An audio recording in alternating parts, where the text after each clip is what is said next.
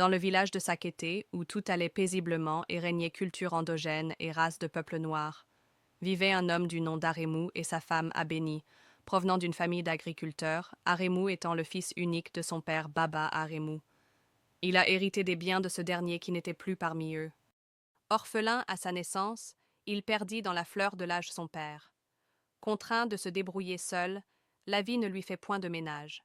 C'est en travaillant dans les champs qu'il s'est bâti son futur, en devenant un riche agriculteur dans son village.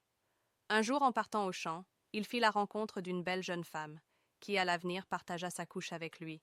L'attirance fut rapide et prolongée, ils se voyaient en cachette les soirs, riaient entre eux et passaient de bons moments. Puis un jour, Aremou alla voir la famille d'Abéni pour demander la main de leur fille. Tout se passa bien, de la dot jusqu'à la célébration de mariage au village. Les deux jouissaient pleinement de leur union, quand le malheur ne tarda pas à frapper à leur porte. 2 ans se sont écroulés après leur union, et aucun cri de bébé n'était parvenu de la demeure d'Aremou. Puis les jours passaient, puis la femme se lamentait. Tous les soirs, elles parlèrent à son mari en disant « Mon mari, cela fait déjà 2 ans que nous sommes mariés et que tu as demandé maman auprès des miens. On s'était promis le meilleur et le pire, mais je ne m'attendais pas à cela. Jusque-là, je ne t'ai point donné d'enfant, et cela me rend triste. » S'attendait elle à recevoir des injures de la part de son mari, qui lui dit « Femme, ne te lamente point. Ton heure viendra où nos dieux exauceront nos souhaits. Garde la foi et aie confiance. » À ces propos, elle retrouva la joie. Mais cela fut temporaire. Comme le dicton le dit, il y a un temps pour rire et il y a un temps pour pleurer.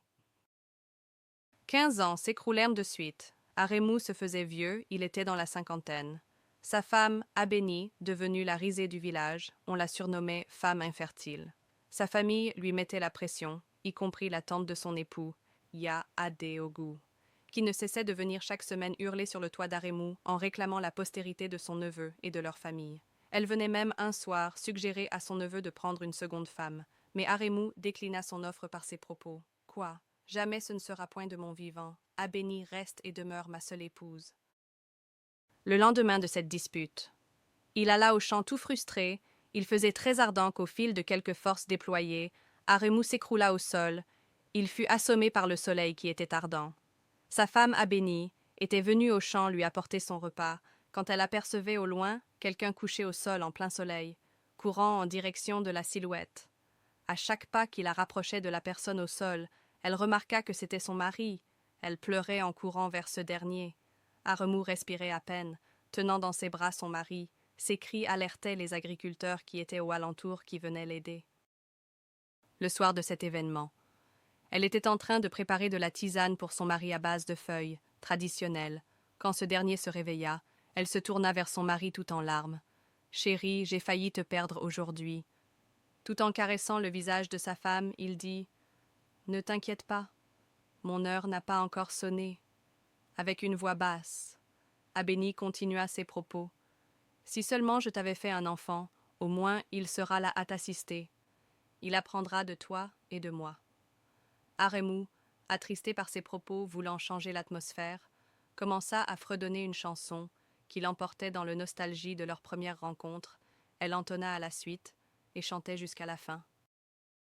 Tôt le matin, Abéni se leva pour aller au marigot du village afin de prendre de l'eau. Elle fit la rencontre d'une de ses anciennes amies qui était autrefois dans la même situation d'infertilité comme elle.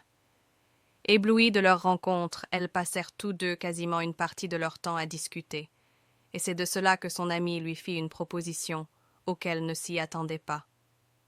Il y a de cela 8 ans en arrière, je n'avais pas d'enfant, et j'ai fait...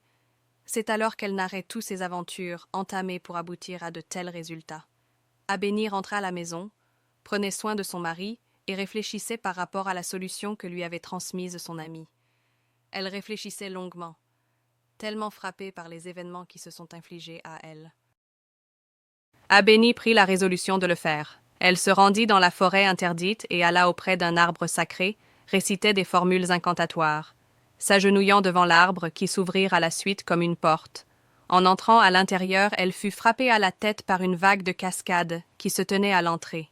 Elle atterrit alors dans le monde des eaux, il y avait des gardes posters là. Sans savoir ce qui se passa, elle fut brutalement saisie par ces derniers, qui la conduisit sur le champ au palais. Les gardes entra dans le palais, la jeta au sol, devant la reine, et dit « Une intruse dans le monde des esprits ». Sans hésiter, la reine ordonna de la sacrifier pour apaiser sa colère et qu'elle serve d'exemple. Abéni, ayant entendu cela, implorait la clémence de la reine afin de la permettre de parler. Regard arrogante, la reine accepta. Abéni, tout en pleurant, dit « Cela va bientôt faire 20 ans que je me suis mariée, et je n'ai pas d'enfant depuis ce moment. Tout le monde me rejette, ma famille, les amis, et j'ai peur à ce qu'un jour mon mari aussi le fasse. On me fuit comme une peste. Mon mari fait comme si tout allait bien, mais au fond, je ressens sa peine. Je suis prête à donner ma vie s'il le faut, pour pouvoir avoir cet enfant. » Tout le monde se mit à rire et ils dirent « Cela ne nous est pas impossible.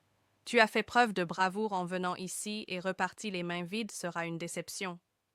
Je vais t'exaucer, mais sache une chose, ce ne serait pas gratuit. » La reine dit « Si c'est une fille que tu accouches, tu pourras la garder, mais si c'est un garçon. Lors de sa 25e année, nous viendrons le chercher, et il rejoindra notre monde et se mariera à une sirène. » Abéni, sans hésiter, accepta les critères mentionnés. Elle fut libérée à la suite et rejoignit sa demeure auprès de son mari, qui n'était nul au courant de cette démarche effectuée par sa femme. Abéni prépara un bon repas et accueillit soigneusement son mari. Et ainsi la nuit Aremu connut sa femme, et elle tomba enceinte à la suite. Les mois passèrent, et les symptômes de la grossesse se manifestaient grandement. Aremu, très ému, fit part de cette nouvelle à ses proches, que se réjouirent pour lui. La joie d'Aremu augmentait au jour le jour que l'arrivée du nouveau-né. Le soir de l'accouchement, Abéni était tellement essoufflée qu'elle manquait de force.